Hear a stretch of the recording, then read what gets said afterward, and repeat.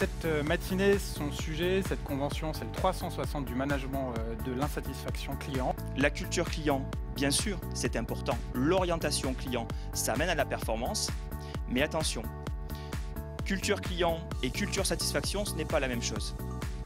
Si vous mettez la satisfaction au cœur, c'est aussi potentiellement mettre l'insatisfaction sous le tapis. Chez Leroy Merlin, on ne voit pas la réclamation comme quelque chose de négatif. Le service réclamation n'est pas un centre de coût. D'ailleurs, on a un indicateur qui s'appelle le chiffre d'affaires rattrapé grâce à la satisfaction et grâce à la résolution des litiges de nos clients.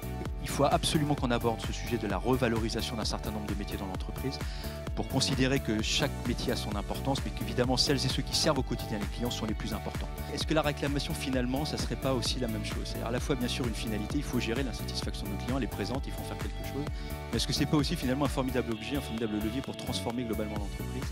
Le parcours du client face à un objet en panne n'est pas simple du tout.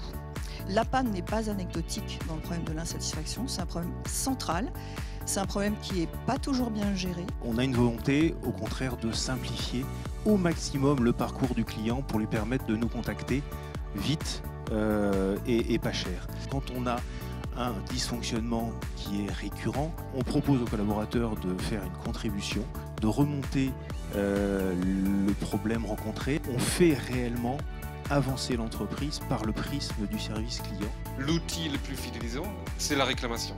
Si on ne fait que des KPI liés à la productivité, on se tire une balle dans le pied. Pourquoi? Parce qu'on veut montrer qu'on est un centre de profit et on met des KPI de productivité. Donc excusez-moi, mais des KPI de productivité, c'est fait pour des centres de coûts. C'est pas fait pour des centres de profit. Donc on a pris une espèce aujourd'hui d'hypertrophie de la mesure de satisfaction où la finalité n'est plus de connaître le véritable sentiment des consommateurs, mais de pouvoir organiser les marchés, de pouvoir ranker les concurrents et de pouvoir animer l'ensemble de ce système.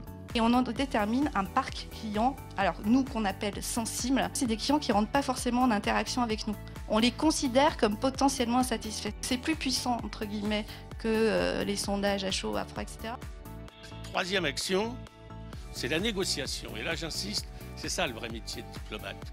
C'est de négocier en tout temps et dans tous les domaines.